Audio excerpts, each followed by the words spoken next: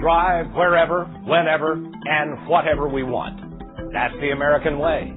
But there's mounting proof that our love affair with the car threatens our national security and the health of our planet. Common sense would dictate that we demand alternatives and consider new possibilities like cars that run not just on gasoline, but on water. Tonight in Project Energy, David Schechter says we have the technology, we just need the help to use less oil. Now, what we need is a plan. Everyone who knows the inventor inside this garage says he's a genius.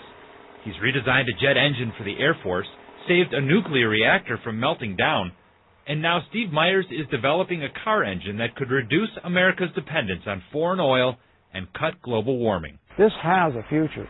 We've only started. His home videos show years of effort, but now Steve believes he's got it. What our technology does is reduce the consumption of gasoline. With water.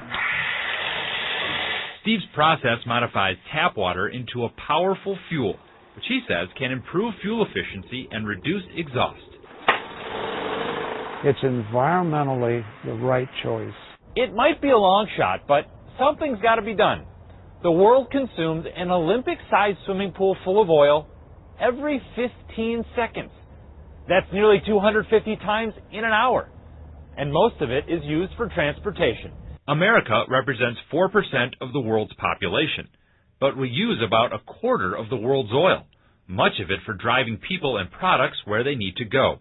In this country, transportation accounts for almost 70% of all the oil we use. You win the energy war by addressing transportation. Matt Simmons leads the world's largest energy investment bank based in Houston. It's the single most important issue facing the world over the next 50 years.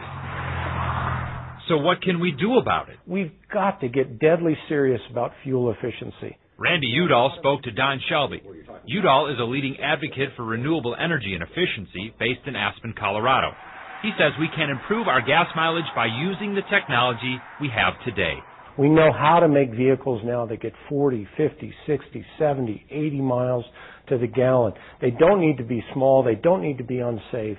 In fact, they can probably be more comfortable and have more amenities than the ones we're driving right now. So if it's not an issue of technology, then why don't we do it? In the 70s, President Jimmy Carter didn't have hybrid cars or alternative fuels, but he still drove average fuel efficiency from 12 miles per gallon to 28.5 miles per gallon. Since I left office, as you know, the restraints have been dropped.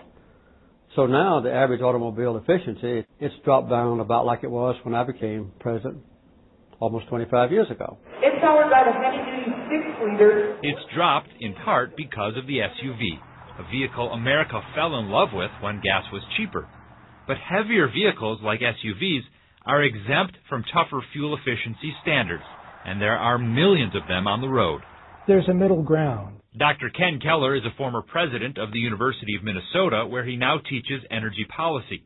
He says it is about fuel efficiency, but people also need to use less gas by combining errands, sharing rides, or using mass transit. I don't think that we can live with total license, that we can do anything we want and continue to do more of it. But I don't think that what we're talking about is a future in which we totally change our lifestyle. This is not Jimmy Carter's "we're all going to suffer." Traditionally, green issues belong to Democrats, but not anymore. Republican Senator Norm Coleman supports tighter fuel efficiency standards and using alternative fuels like ethanol made from corn. This is a national security threat. Dependence on foreign oil threatens to undermine the security of the United States of America today and certainly in the future. Energy policy, to be effective, has to be enduring. It has to be bipartisan. You have to have Democrats and Republicans side by side promoting these policies. One interesting policy plan was introduced this session at the state capitol. It encourages Ford to convert its troubled St. Paul plant to build hybrid cars that run on ethanol from corn and can be charged up with electricity when you get home.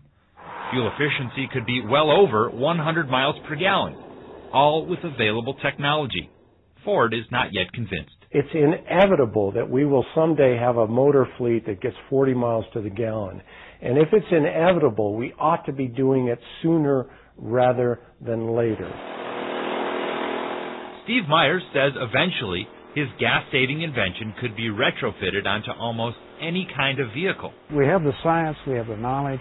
All we need to do is put it together and use it. And if we already have what we need to get started now, he says, just imagine what's next. Automobiles and trucks are, of course, the biggest gas guzzlers, but I think this clip from the Science Museum of Minnesota will help open your eyes as to how air travel contributes to this problem as well. It shows 1 day of air travel in the United States. Each line represents a single flight, and as the screen fills up, you start to get the idea. Just as we drive more than the rest of the world, Don, we also fly more. It looks like a lot of fuel. 19.5 billion gallons of fuel. Every year.